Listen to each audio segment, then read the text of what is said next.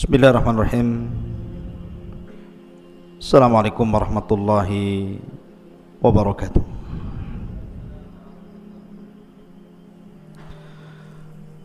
Alhamdulillah, salatu wassalamu ala rasulillah wa ala alihi wa sahbihi wa mawalah wa la hawla wa la quwata illa billahi wa ba'du. Qala Allahu azza wa jalla, ya ayyuhalladzina amanu taqullaha haqqa tuqatih wa la tamutunna illa wa antum muslimun. Wa qala sallallahu alaihi wasallam, man salaka tariqan yaltamisu fihi ilma sahhalallahu bihi tariqan ilal jannah. Taib ma'asyiral muslimin yang dimuliakan Allah subhanahu wa ta'ala, para santri ikhwan yang dimuliakan Allah azza wa jalla, alhamdulillah malam ini kita bisa melanjutkan kembali kajian kita, masih membahas qasasul Quran, kisah-kisah di dalam Al-Quranul Karim. Dan kita akan membahas di malam hari ini tentang qissatu Ya'juj wa Ma'juj.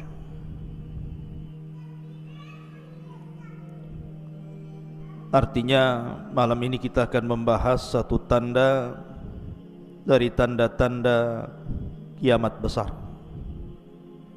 Siapa Ya'juj dan Ma'juj itu? Kemudian kapan keluarnya? Kemudian kalau keluar, apa yang akan dilakukannya? Kemudian bagaimana cara menghadapinya, dan juga bagaimana wafatnya. Ini yang kita akan bahas 1 jam ke depan. Di dalam surah Al-Kahfi dicantumkan di dalam ayat yang ke-92 dan seterusnya, Allah subhanahu wa ta'ala berfirman, hatta idza balagas baina saddaini wajada min dunihima qauman la yakaduna yafqahuna qaula. Ketika Dzulqarnain sampai di antara 2 gunung, didapatinya di belakang kedua gunung itu ada sebuah kaum yang hampir-hampir Dzulqarnain tidak mampu memahami bahasa mereka. Jadi Raja Dzulqarnain ini satu di antara 4 raja yang menguasai dunia, yang 2 mukmin dan 2 kafir. Adapun yang mukmin yang paling luas kekuasaannya siapa? Nabi Allah Sulaiman. Itu yang paling luas kekuasaannya.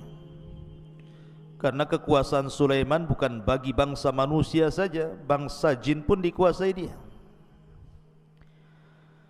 Baru orang nomor 2 ya Dzulqarnain. Itulah raja yang mukmin, yang beriman kepada Allah, yang sebagian besar dunia dikuasainya. Baru setelah itu yang 2 kafir, Namrud dan Bukhtun Nasr. Lah Dzulqarnain ini, menurut riwayat Abdullah ibn Abbas radhiyallahu anhuma, keliling dunia sampai menghabiskan waktu 500 tahun lamanya. Sampai suatu ketika Dzulqarnain ini mengarah ke sebuah arah, maka dia kemudian sampai di antara 2 gunung. Lah di balik 2 gunung itu ada sebuah kaum. Masalahnya kaum itu tidak bisa diajak bicara. Kalaupun mereka bisa diajak bicara, Dzulqarnain tidak paham maksudnya. Karena Dzulqarnain baru sampai di tempat itu. Tetapi bagaimanapun Allah Subhanahu wa taala berikan kemampuan kepada Dzulqarnain itu, tsumma atba'a sababa. Jadi Dzulqarnain itu diberikan oleh Allah kemampuan untuk memahami apa yang menjadi sulit bagi dia menjadi mudah. Akhirnya diriwayatkan Dzulqarnain mempersiapkan 10 penerjemah. Yang satu penerjemah ke penerjemah yang lainnya itu beda bahasa. Jadi kaum yang tidak bisa dipahami bahasanya ini kemudian bicara kepada penerjemah pertama dengan bahasa lain. Penerjemah pertama, kedua menggunakan bahasa lain lagi. Penerjemah kedua, ketiga menggunakan bahasa lain lagi, sampai 10 bahasa untuk menerjemahkan keinginan kaum di balik 2 gunung itu. Setelah 10 bahasa, Dzulqarnain baru paham, oh maksudnya apa. Apa maksudnya keinginan mereka? Itu digambarkan dalam Al-Quran. Qalu, mereka mengatakan, ya Dzulqarnaini, inna Ya'juj wa Ma'juj mufsiduna fil ardi fahal naj'alu laka kharjan ala an taj'al bainana wa bainahum sadda. Mereka mengatakan, ya Dzulqarnain, sesungguhnya ada sebuah kaum namanya Ya'juj dan juga Ma'juj. Mereka adalah makhluk perusak di bumi. Maka bolehkah kami membayarmu, memberikan imbalan agar engkau membuatkan antara kami dan mereka sebuah benteng yang sangat besar, biar mereka tidak datang lagi kemari. Kemudian Dzulqarnain mengatakan, qala ma makkani fihi rabbi khairun fa'inuni biquwatin aj'al bainakum wa bainahum radmah. Maka Dzulqarnain berkata, apa yang telah Allah anugerahkan kepadaku jauh lebih baik dibandingkan imbalan kalian. Akan tetapi bantulah aku dengan kekuatan agar aku dapat membuatkan untuk kalian sebuah benteng yang bisa menghalangi kalian dengan mereka. Lihat bagaimana Dzulqarnain membuat benteng di sini. Allah katakan, atuni zubural hadid, datangkan kepadaku potongan-potongan besi. Hatta idza sawa bainas sadafaini, hingga ketika potongan-potongan besi itu telah terpasang sama rata dengan puncak gunung itu. Jadi besi itu ditancap-tancapkan seperti pagar begitu, sampai tingginya sama dengan gunung itu. Kemudian kata Dzulqarnain, qala khfuhu hatta idza ja'alahu naran qala atuni ufrig alaihi qatran famastata'u an yadharu wa mastata'u lahu nakbah. Maka Dzulqarnain berkata, tiupkanlah hingga ketika besi itu sudah menjadi merah karena terbakar api. Maka dia mengatakan, berilah aku agar kutuangkan ke atas besi itu tembaga yang sangat mendidih, maka mereka Ya'juj dan Ma'juj tidak dapat mendakinya dan tidak dapat pula melubanginya. Menunjukkan bahwa ini kekuatan yang Allah Subhanahu wa taala anugerahkan kepada Dzulqarnain. Dari sini terjadi perselisihan ulama. Apakah Dzulqarnain itu seorang nabi ataukah bukan? Bagi yang mengatakan bahwa Dzulqarnain seorang nabi, berarti mukjizatnya mampu membentuk sebuah benteng yang menghalangi antara Ya'juj dan Ma'juj dengan kaum yang tidak bisa dipahami bahasanya itu. Tetapi bagi yang mengatakan bahwa Dzulqarnain bukan nabi, itu hanya karamah saja. Allah anugerahkan kepada Dzulqarnain karena keajaiban dunia itu tidak lepas dari 3 perkara: mukjizat, karamah dan sihir. Mukjizat bagi para nabi, karamah bagi para wali, dan sihir bagi para dukun. Yang ingin saya kisahkan bukan kisah Dzulqarnain, tetapi yang saya ingin kisahkan malam ini tentang siapa Ya'juj dan Ma'juj itu. Baik, di dalam hadis Nabi SAW mengatakan, lan taqumas sa'ah hatta yakuna qablaha asyra ayatin tulu'us syamsi min maghribiha wa khurujud dabbati wa khuruju ya'juj wa ma'juj. Dalam sebuah hadis yang dikeluarkan Abi Dawud, Nabi SAW bersabda, tidak mungkin tegak hari kiamat sampai kalian mendapati 10 tanda dari tanda-tanda besar hari kiamat. Dalam hadis ini disebutkan sebagiannya. Pertama, munculnya matahari dari arah barat. Yang kedua, munculnya binatang bumi yang bisa bicara. Dan yang ketiga, Ya'juj dan Ma'juj. Kapan keluarnya Ya'juj dan Ma'juj itu, ikhwan? Dan siapa Ya'juj dan Ma'juj itu? Ada yang mengatakan bahwa Ya'juj dan Ma'juj itu satu bapak dengan kita, bukan satu bapak satu ibu. Kalau saya dengan antum itu satu bapak satu ibu, dari Adam dan Hawa. Tapi Ya'juj dan Ma'juj itu satu bapak saja, lain ibu dengan kita. Lalu siapa ibunya? Ada yang mengatakan bahwa suatu ketika Nabi Adam ini ihtilam, mandi ataupun mimpi basah, sehingga sampai mengeluarkan sperma. Lah spermanya Adam ini jatuh ke tanah. Rupanya karena jatuh ke tanah itulah akhirnya sperma yang menyatu dengan tanah itu tiba-tiba membentuk manusia dari tanah. Itulah yang disebut dengan Ya'juj dan Ma'juj. Jadi bapaknya Adam, ibunya tanah. Nah, itu pendapat yang pertama. Berarti Ya'juj dan Ma'juj dengan kita itu satu bapak, karena beda ibu. Kalau kita kan satu ibu satu bapak. Kalau mereka satu bapak dengan kita saja. Tapi tentu riwayat ini batil, ikhwan, karena tidak bisa kita menetapkan sesuatu tanpa dalil.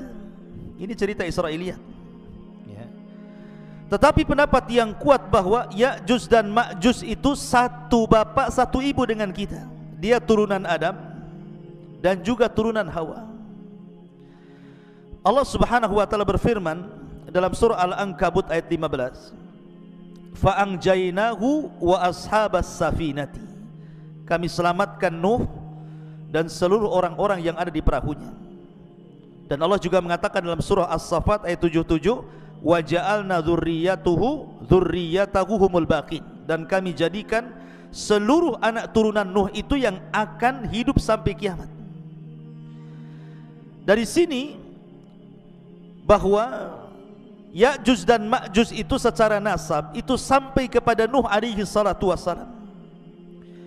Disebutkan bahwa dalam sebuah hadis yang diriwayatkan dalam kitab Al-Musnad ataupun dalam kitab Sunan, jadi Nuh alaihi salatu wassalam itu kan memiliki beberapa putra.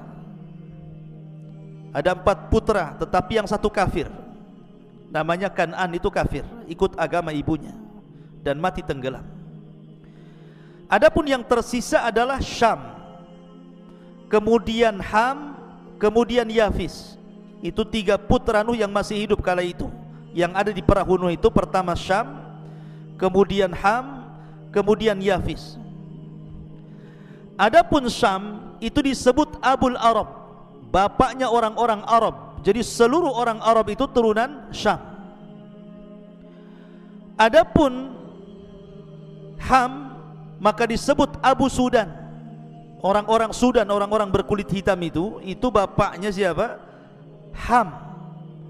Adapun Yafis itu Abu Turk, bapaknya orang-orang Turku, bukan Turki, bukan. Turk itu adalah sebuah bangsa yang kemudian terdiri daripada beberapa bangsa-bangsa, dan itu diisyaratkan ke bangsa Asia kayak kita ini, itu turunan Yafis namanya.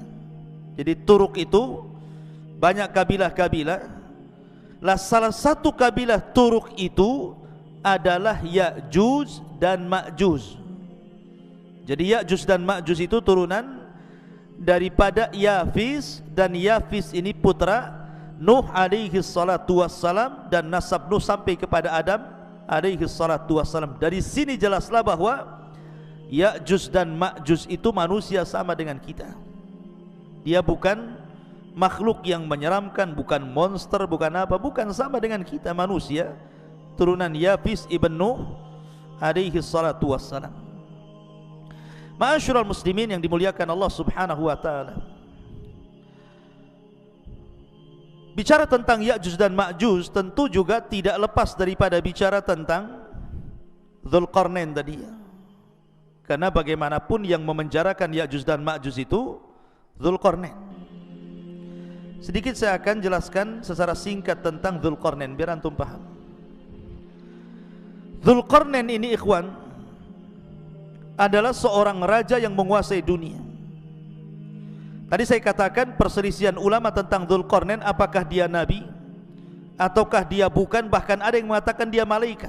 Tapi pendapat ini tidak benar. Dzulqarnain manusia, tetapi diperselisihkan apakah dia nabi atau bukan, dan yang rajih dia bukan nabi. Dan Dzulqarnain itu hidup di zaman Ibrahim. Ingat, Dzulqarnain hidup di zaman Nabi Ibrahim alaihi salatu wassalam. Bahkan dikatakan oleh Ibnu Utsaimin rahimahullahu taala bahwa Dzulqarnain pernah tawaf bersama Ibrahim, dan dialah yang menjadikan Dzulqarnain itu masuk Islam. Jadi yang mendakwahkan dakwah tauhid kepada Dzulqarnain itu Nabi Ibrahim, sampai akhirnya Dzulqarnain masuk Islam, kemudian menjadi raja dunia, dan dia pernah tawaf bersama Nabi Ibrahim alaihi salatu wassalam. Ada yang mengatakan bahwa Dzulqarnain adalah Iskandar Yunan, atau disebut dengan Iskandar Al-Maqduni. Ini tidak benar.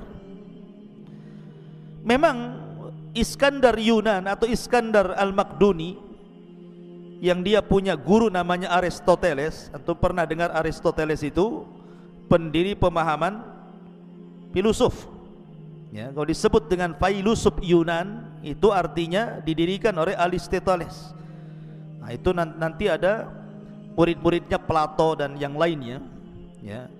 Lah Aristoteles ini seorang Yunan, dialah yang kemudian menjadi guru besarnya Iskandar Al-Maqdun atau disebut dengan Iskandar Al-Yunan. Memang di zaman itu Iskandar Al-Yunan Al-Maqdum itu menguasai dunia. Jadi banyak, setelah dia mengalahkan Persia, Romawi dan banyak bangsa-bangsa dikalahkan, sehingga orang menganggapnya dia Dzulqarnain karena menguasai barat dan timur, utara dan selatan. Sehingga sebagian orang mengatakan bahwa Dzulqarnain adalah Iskandar Al-Maqdun yang dididik oleh Aristoteles tadi dan seorang filosof Yunan. Tidak benar. Kenapa tidak benar? Pertama, dari segi zaman sudah berbeda. Dzulqarnain itu di zaman Nabi Ibrahim, sementara Aristoteles ini jauh ya, jauh dibandingkan di zaman Nabi Ibrahim. Dia berabad-abad, dari mana nggak ketemu. Yang kedua, Dzulqarnain ini seorang muslim, orang yang bertauhid kepada Allah Azza wa Jalla, sementara Al-Iskandar Al-Maqdun atau Yunan itu kafir, sehingga gak ketemu. Dari segi agama saja tidak ketemu. Maka Dzulqarnain ya Dzulqarnain, orangnya lain. Kemudian Iskandar Al-Yunan atau Al-Maqdun ya Iskandar Al-Maqdun, lain lagi. Maka jangan disamakan, itu dua orang yang berbeda. Intinya bahwa Dzulqarnain adalah seorang raja, seorang muslim, masuk Islam di tangan Nabi Ibrahim alaihi salatu wassalam, kemudian menjadi raja dan menguasai dunia. Lah di zamannya inilah Ya'juj dan Ma'juj kemudian dibenteng oleh dia sehingga tidak bisa keluar. Adapun tentang sifat Ya'juj dan Ma'juj itu, bagaimana bentuknya sebenarnya? Ibnu Hajar rahimahullahu taala menyebutkan beberapa pendapat para ulama tentang bentuk fisiknya Ya'juj dan Ma'juj itu.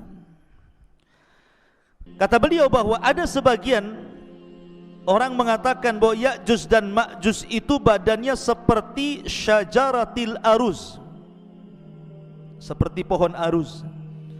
Pohon aruz itu berada di Syam atau tepatnya di Lubnan sana, di Libanon. Itu banyak pohon aruz, itu tinggi sekali ya. Jadi pohon aruz itu sangat tinggi sekali, sampai dijelaskan tingginya itu ishruna wa mi'ata dhirah, 120 hasta. Satu hasta segini. Kalau 120 hasta, Kalau 120 bagi 2 berapa? 60. Berarti 60 meter. Karena satu hasta itu setengah meter.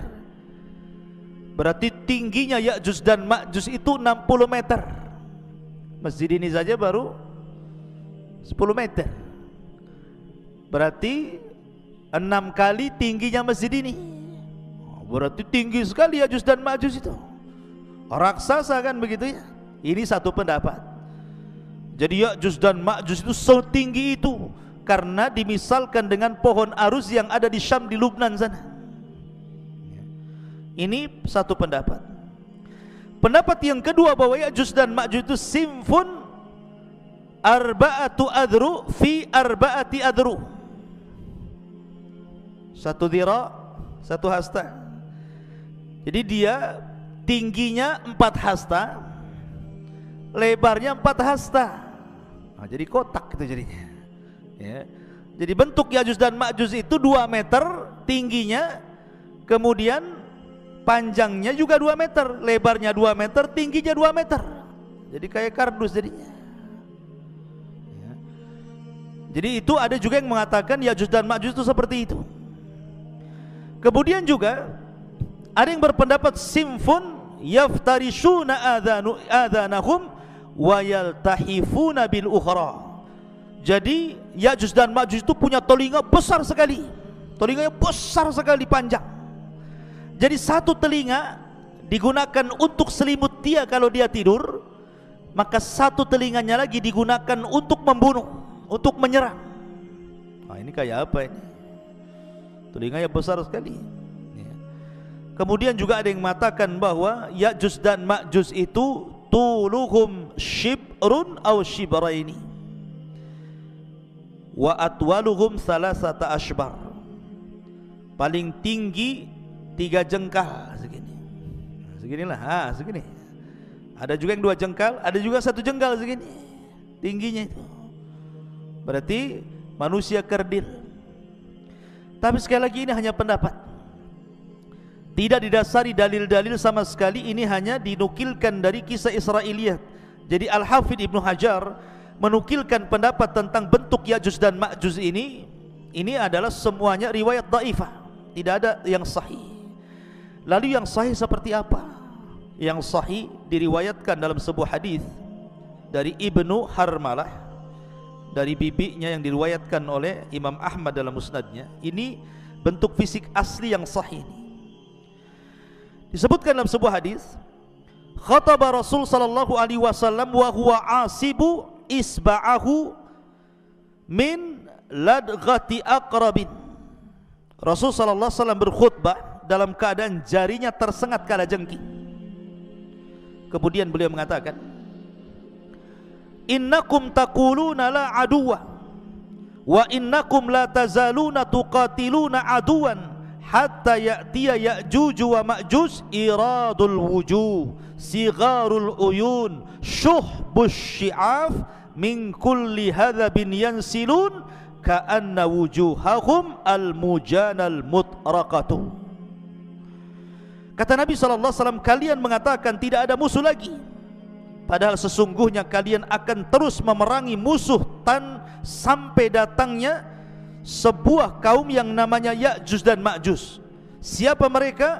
Mereka adalah lebar mukanya, kecil matanya alias sipit, warna putih di rambut atasnya.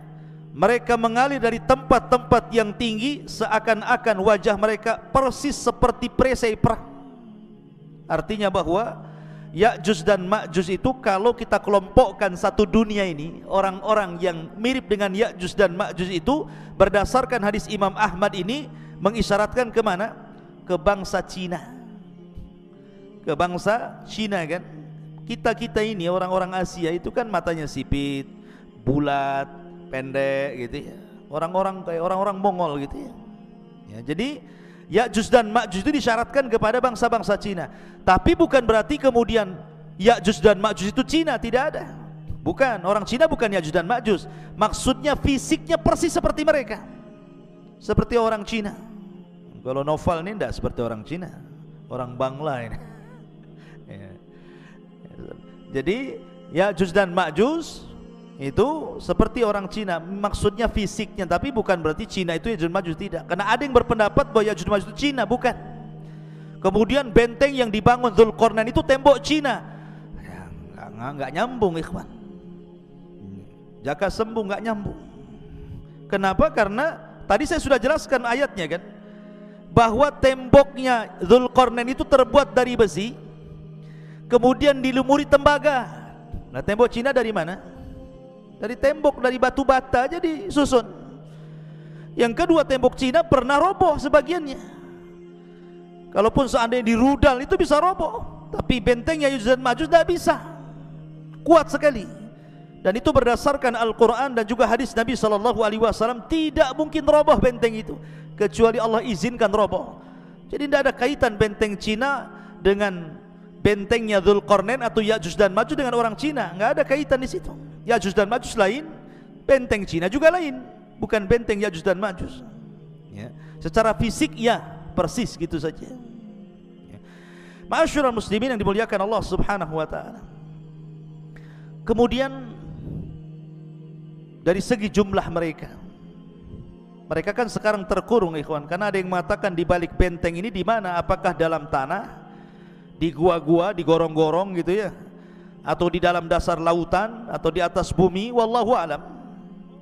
Tetapi lihat bagaimana Allah Subhanahu wa taala gambarkan betapa banyaknya mereka. Nabi SAW bersabda dalam hadis Abi Sa'id Al-Khudri radhiyallahu an. Nabi SAW mengatakan, yaqulullah, berarti di sini hadis qudsi ya, Allah berfirman, ya Adam, wahai Adam. Jadi suatu ketika Allah akan memanggil Nabi Adam. Kemudian Adam mengatakan, labbaika wa sa'daika wal khairu fi yadaik.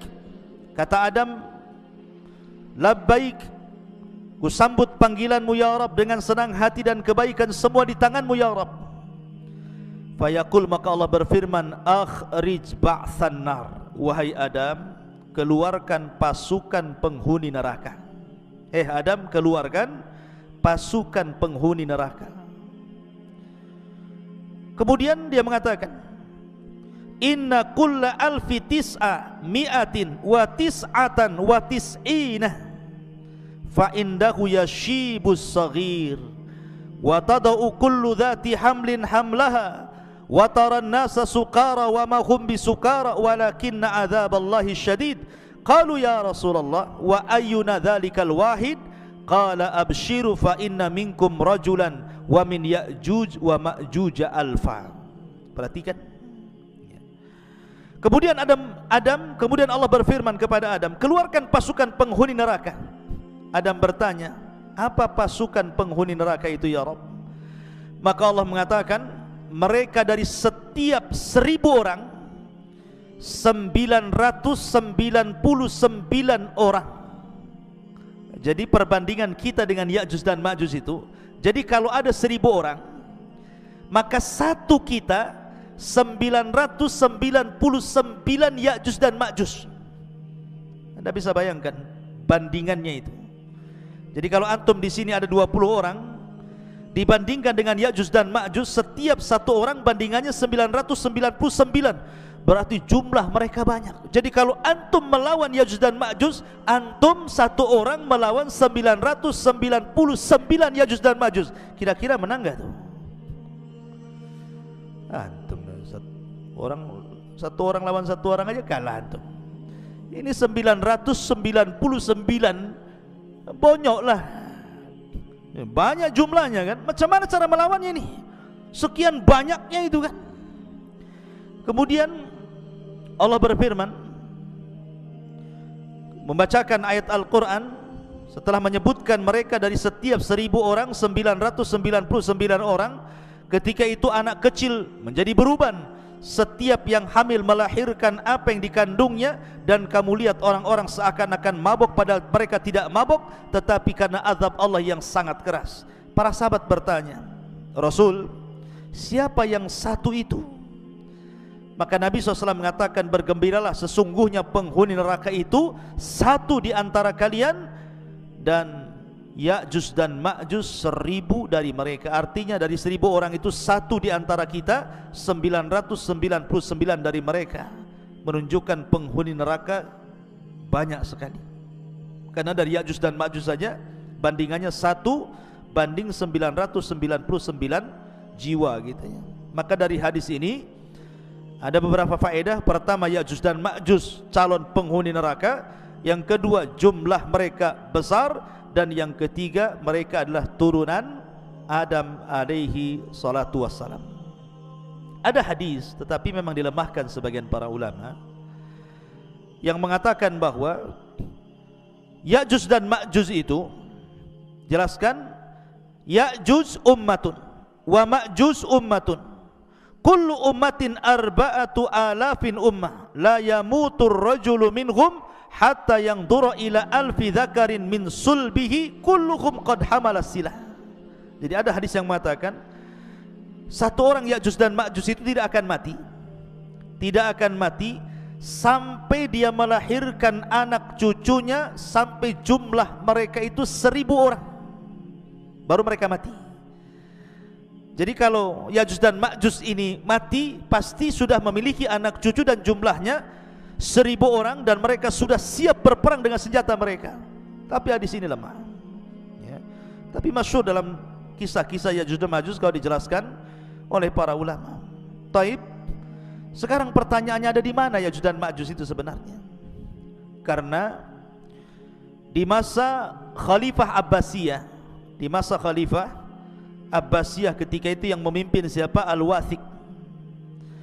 Jadi para khalifah di zaman itu berusaha mencari-cari tahu di mana sih letak Ya'juj dan Ma'juj itu, ada di mana sebenarnya?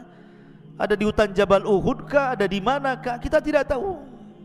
Tapi yang jelas bahwa khalifah-khalifah di zaman dulu itu berusaha mencari tempat di mana Ya'juj dan Ma'juj itu. Lah salah satunya Khalifah Abbasiyah Al-Wathiq mengirim sebuah pasukan besar, kemudian mereka berjalan dari negeri ke negeri, dari daerah ke daerah, dari desa ke desa, dari lembah ke lembah, dari bukit ke bukit, padang pasir ke padang pasir, sampai akhirnya mereka sampai di sebuah benteng yang sangat kokoh. Dan itu disebutkan oleh Imam Ibnu Katsir dalam kitabnya. Jadi pasukan Al-Wathiq Khalifah Abbas ini berhasil menemukan benteng itu. Benteng itu sangat kokoh sekali. Karena ketika itu Khalifah Al-Wathiq bermimpi bahwa terjadi keretakan benteng itu dalam mimpinya, makanya dia kirim pasukan untuk mencari benteng itu, dan ketemu. Rupanya benteng yang sangat kokoh sekali, yang sangat tinggi sekali, yang tidak bisa diretakkan sama sekali. Akhirnya kemudian mereka pun menyisihkan pasukan mereka untuk menjaga benteng itu, kemudian pulang. Memang kisah ini Ibnu Katsir tidak menyebutkan sanadnya, tetapi beliau menyebutkan seperti itu. Cuman letaknya di mana masalahnya? Lah dari sini ikhwatu fiddin muliakan Allah Azza wa Jalla, sebagian ulama mengatakan bahwa Ya'juj dan Ma'juj itu terletak di antara dua lautan yang disebut dengan lautan Aswad, lautan hitam, dan lautan Qazwin. Namanya lautan Qazwin dan lautan hitam, di tengah-tengahnya. Ada juga yang mengatakan seperti yang dikatakan oleh Al-Imam At-Tabari, Al-Imam At-Tabari rahimahullahu taala, bahwa letak Ya'juj atau bentengnya Dzulqarnain yang dibaliknya itu ada Ya'juj dan Ma'juj, itu baina Armenia wa Adribijan walakin lam yasil ahadun ila dzalik. Kata At-Tabari mengatakan bahwa letak benteng Dzulqarnain atau letak Ya'juj dan Ma'juj itu ada di antara Armenia dan Adribijan. Antara Armenia dan Adribijan, mungkin kalau sekarang mungkin dekat Georgia namanya, Georgia gitu ya, di sekitar Georgia sana. Nah, sekitar itulah. Mungkin dari Cina itu ke arah mana tuh? Ke arah selatan ke utara gitu ya. Nah, sekitar itu. Tapi yang jelas tidak ada satupun orang yang sampai ke situ. Adapun kisah Ibnu Katsir tentang delegasi Khalifah Abbasiyah Al-Wathiq ini wallahu alam, karena tidak bersanad masalahnya. Tapi yang jelas kita yakini bahwa Ya'juj dan Ma'juj itu ada di balik benteng Dzulqarnain. Kapan keluarnya? Wallahu alam, karena itu tanda dari tanda-tanda kiamat besar. Sekarang bagaimana keluarnya? Bagaimana cara keluarnya?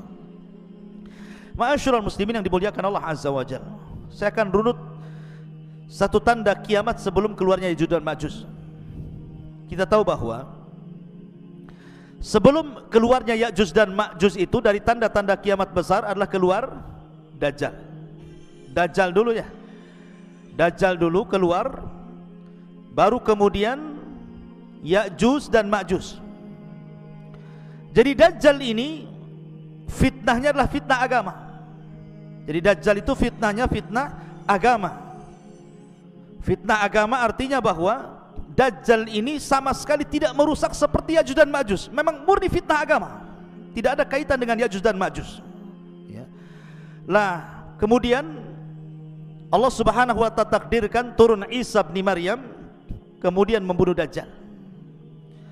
Lah ketika Isa bin Maryam telah membunuh Dajjal inilah baru kemudian muncul Ya'juj dan Ma'juj.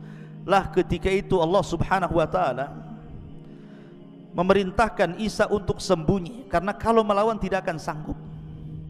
Karena Rasul yang mengatakan kaum ini tidak bisa diperangi, bukan tidak bisa dibunuh, tidak bisa diperangi karena jumlahnya banyak masalahnya. Tadi saya katakan kalau antum melawan Ya'juj dan Ma'juj berarti satu dari antum melawan 999. Macam mana cara membunuhnya? Yang ada kita yang dibunuh mereka gitu ya.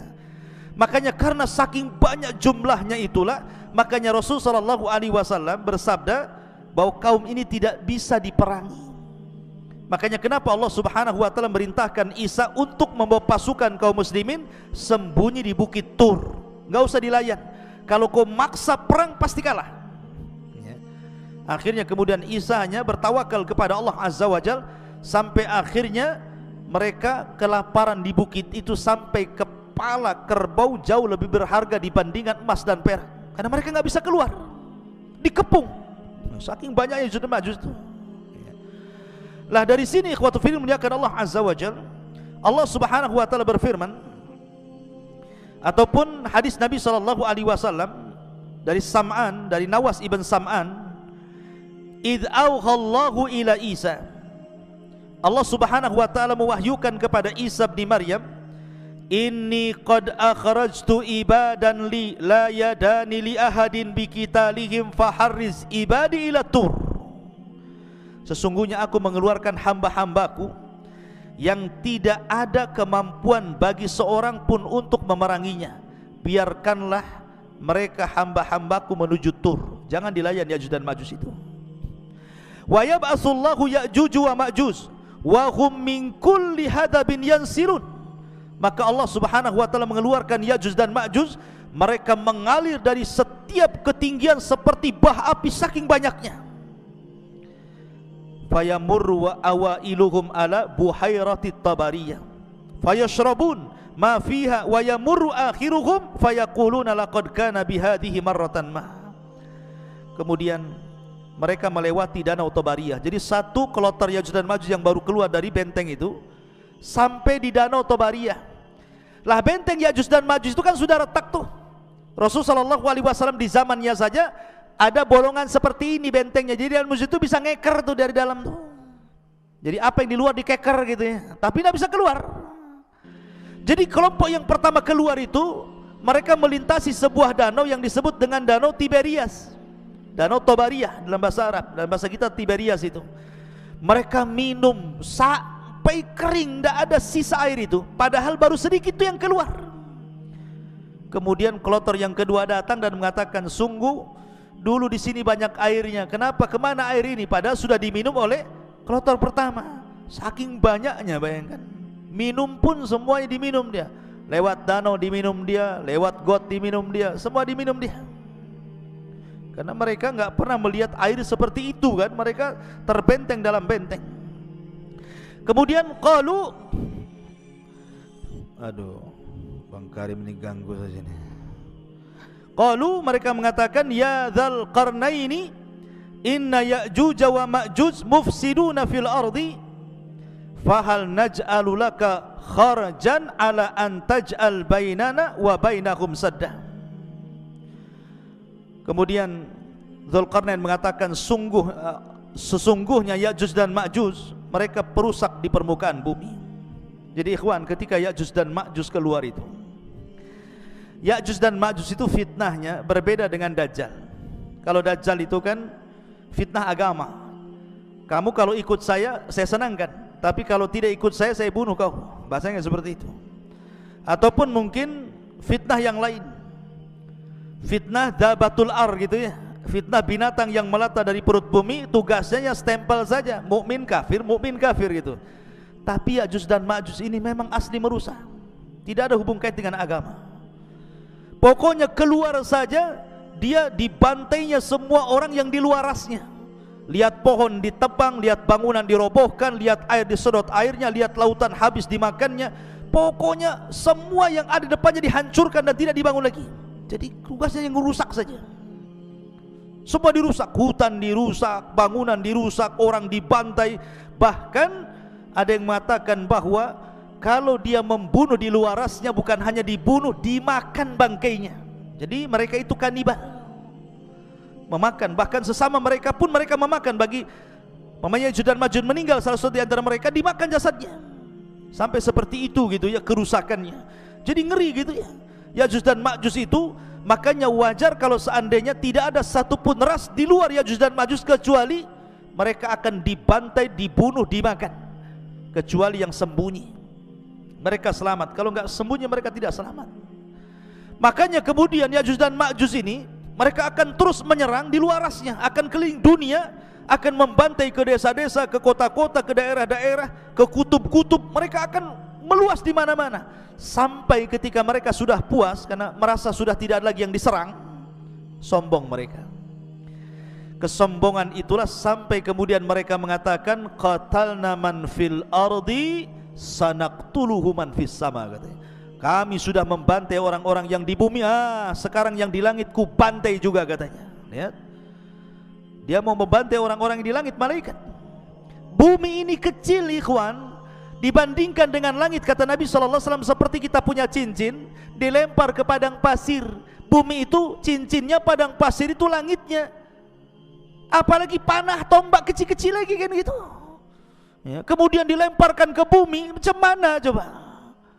Cincin dilempar ke padang pasir.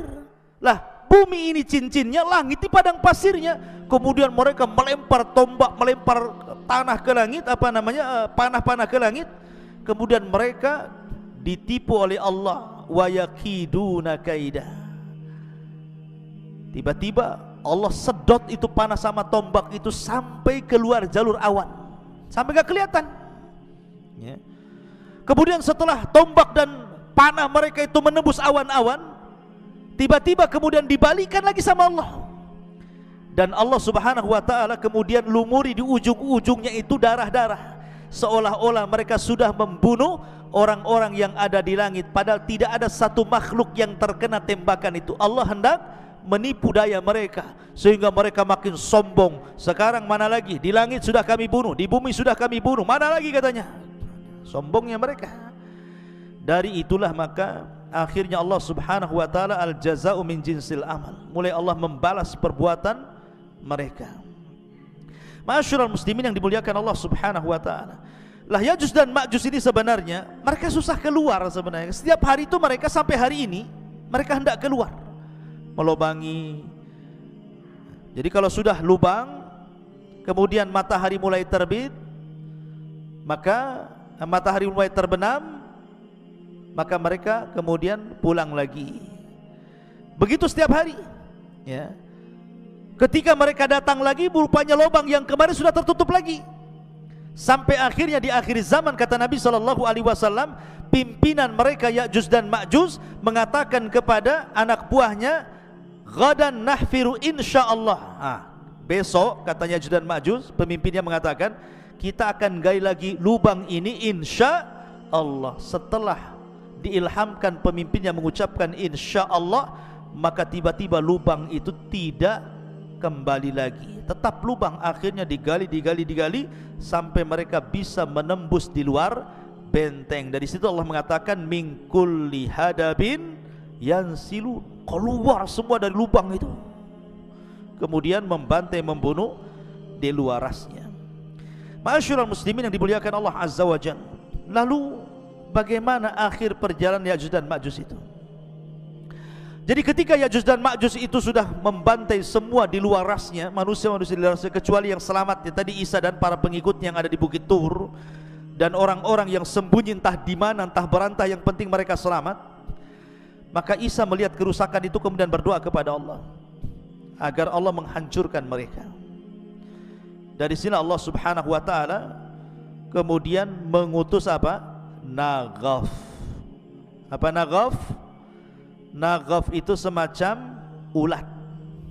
Lihat bagaimana kalau Allah menghancurkan sebuah kaum tidak perlu ngirim buaya, apalagi buaya darat ya. Jadi cukup dikirim ulat saja, tidak perlu mengirim harimau, cukup ulat. Jadi ketika Ya'juj dan Ma'juj itu sedang tertidur, semuanya tertidur, istirahat, tiba-tiba Allah kirim ulat banyak sekali, di mana-mana ada ulat.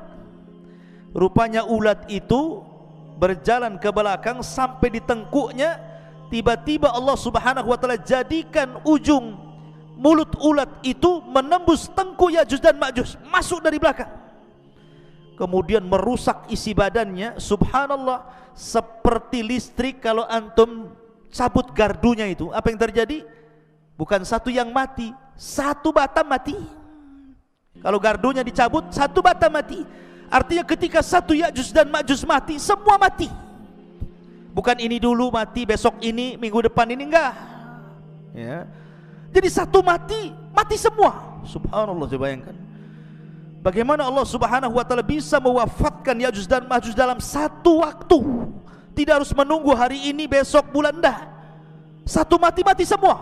Subhanallah. Dan bangkainya Ya'juj dan Ma'juj setiap satu bengkal ada, satu jengkal ada, satu jengkal, karena jumlah mereka banyak.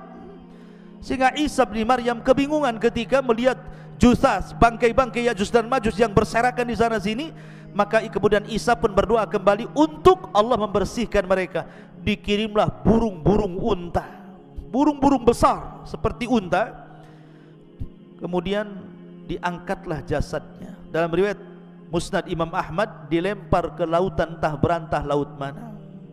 Yang jelas bukan laut Batam sini, yang jelas laut mana, sampai bersih bumi.